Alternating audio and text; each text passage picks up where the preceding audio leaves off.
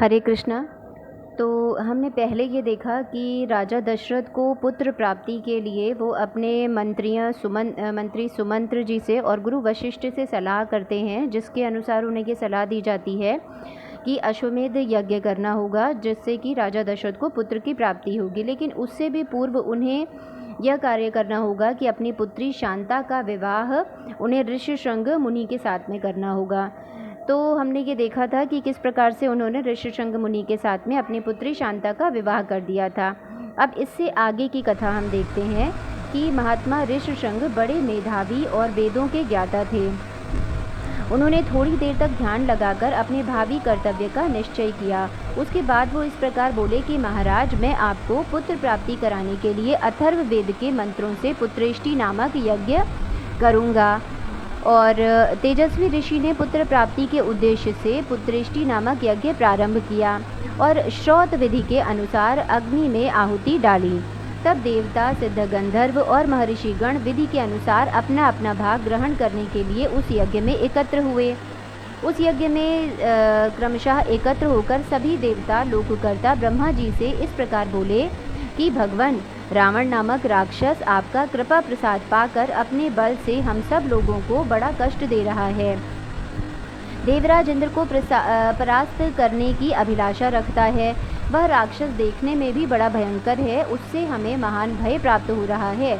अतः भगवान, उसके वध के लिए आपको कोई ना कोई उपाय अवश्य करना चाहिए। ब्रह्मा जी कुछ सोचकर इस प्रकार बोले कि उसने वर मांगते समय ये बात कही थी कि मैं गंधर्व, यक्ष, देवता तथा राक्षसों के हाथ से ना मारा जाऊं, और मैंने भी तथास्तु कहकर उसकी प्रार्थना स्वीकार कर ली थी। मनुष्यों को तो वो बहुत तुच्छ समझता था, इसलिए उनके प्रति अवहेलना होने के कारण उसने अवध्य होने का वरदान ही नहीं मांगा। इसलिए अब तो वह मनुष्य के हाथ से ही वध होगा। इस समय महान तेजस्वी जगतपति भगवान विष्णु भी मेघ के ऊपर स्थित हुए सूर्य की भांति गरुड़ पर सवार होकर वहां पर आ पहुँचे। तब समस्त देवताओं ने विनीत भाव से उनकी स्तुति करके कहा कि सर्वव्यापी परमेश्वर, हम तीनों लोगों के हित की कामना से आपके ऊपर एक महान कार्यभार दे रहे हैं। प्रभु, अयोध्या के राजा दशरथ धर्मज्ञ, उदार तथा महर्षियों के समान तेजस्वी हैं। उनकी 3 रानियां हैं जो ह्री, श्री, कीर्ति इन 3 देवियों के समान हैं। विष्णुदेव, आप अपने 4 स्वरूप बनाकर राजा की उन तीनों रानियों के गर्भ से पुत्र रूप में अवतार ग्रहण कीजिए। इस प्रकार मनुष्य रूप में प्रकट होकर आप संसार के लिए प्रबल कंटक रूप रावण को, जो देवताओं के लिए अवध्य है, समर भूमि में मार डालिए। उनके इस प्रकार स्तुति करने पर सर्वलोक देवादिदेव भगवान विष्णु ने वहां एकत्र हुए उन समस्त ब्रह्मा आदि धर्मपरायण देवताओं से कहा, देवगण, तुम भय को त्याग दो। मैं तुम्हारा हित करने के लिए रावण को पुत्र, पौत्र, अमात्य, मंत्री, बंधु बांधवों सहित युद्ध में मार डालूंगा। देवताओं के तथा ऋषियों को भय देने वाले उस क्रूर तथा दुर्धर्ष राक्षस का नाश करके मैं 11,000 वर्षों तक इस पृथ्वी का पालन करता हुआ मनुष्य लोक में निवास करूंगा। पूर्व काल में वरदान लेते समय उस राक्षस ने मनुष्यों को दुर्बल समझकर उनकी अवहेलना कर दी थी। समस्त जीवात्माओं को वश में रखने वाले भगवान विष्णु ने देवताओं की यह बात सुनकर अवतार काल में राजा दशरथ को ही पिता बनाने की इच्छा की। उसी समय वे शत्रुसूदन महातेजस्वी नरेश पुत्रहीन होने के कारण पुत्र प्राप्ति इच्छा से पुत्रेष्टि यज्ञ कर रहे थे, जो कि उन्हें ऋष्यशृंग मुनि ने ही कहा था। पुत्रेष्टि यज्ञ करते हुए राजा दशरथ के यज्ञ में अग्निकुंड से एक विशालकाय पुरुष प्रकट हुआ। शुभ लक्षणों से संपन्न, दिव्य आभूषणों से विभूषित था वह पुरुष। उसकी आकृति सूर्य के समान तेजोमयी थी। उसके हाथ में तपाए हुए जाम्बू नद नामक सुवर्ण की बनी हुई परात थी, जो चांदी के ढक्कन से ढकी हुई थी। वह थाली बहुत ही बड़ी थी और दिव्य खीर से भरी हुई थी। उसे उस पुरुष ने स्वयं अपनी दोनों भुजाओं पर इस तरह उठा रखा था मानो कोई रसिक अपनी प्रियतमा पत्नी को अंगों में लिए हुए होता है। उसने राजा दशरथ की ओर देखकर कहा कि नरेश्वर, मैं प्रजापति की आज्ञा से यहाँ पर आया हूँ। तब राजा दशरथ ने हाथ जोड़कर उससे कहा कि भगवान, आपका स्वागत है, कहिए मैं आपकी क्या सेवा करूं। तब नृपश्रेष्ठ ऐसा उस पुरुष ने कहा कि यह देवताओं की बनाई हुई खीर है जो संतान की प्राप्ति कराने वाली है, तुम इसे ग्रहण करो। यह खीर अपनी योग्य पत्नियों को दो और कहो कि तुम लोग इसे खाओ, ऐसा करने पर उनके गर्भ से आपको अनेक पुत्रों की प्राप्ति होगी। इस प्रकार देवताओं की बनाई हुई उस खीर को पाकर राजा दशरथ बहुत प्रसन्न हुए, मानो निर्धन को धन मिल गया हो।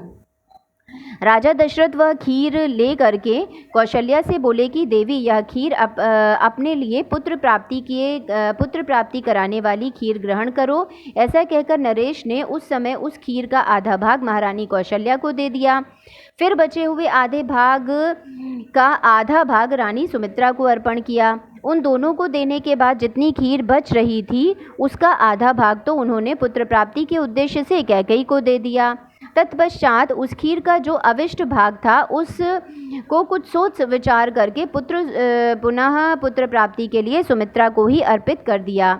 उस उत्तम खीर को खाकर महाराज की उन तीनों साध्वी महारानियों ने शीघ्र ही पृथक पृथक गर्भ धारण किया और उनके वे गर्भ अग्नि और सूर्य के समान तेजस्वी थे।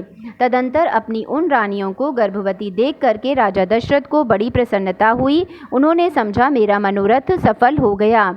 जैसे स्वर्ग में इंद्र सिद्ध तथा ऋषियों से पूजित होकर के श्रीहरि को प्रसन्न होते हैं, उसी प्रकार भूतल में देवेंद्र सिद्ध महर्षियों से सम्मानित होकर के राजा दशरथ भी संतुष्ट हुए।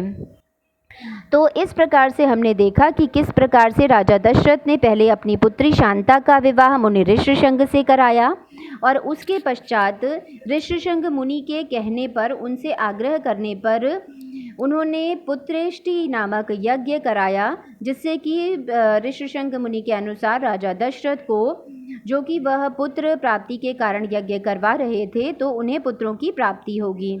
तो इस प्रकार से हमने देखा कि जब हवन कुंड से जहाँ पे यज्ञ हो रहा था उसमें से एक दिव्य पुरुष प्रकट होता है, जो कि सारे देवताओं के जब देवता दशरथ जी से मिलते हैं और उसके बाद ब्रह्मा जी और विष्णु जी के अनुसार ही वह दिव्य पुरुष प्रकट होता है और हाथ में एक दिव्य खीर लेकर के प्रकट होता है, जिसको प्रसाद स्वरूप ग्रहण करने के बाद ही राजा दशरथ की तीनों रानियों से 4 पुरुष पैदा होते हैं, 4 पुत्र पैदा होते हैं, जो कि भगवान विष्णु के ही अवतार माने जाते हैं।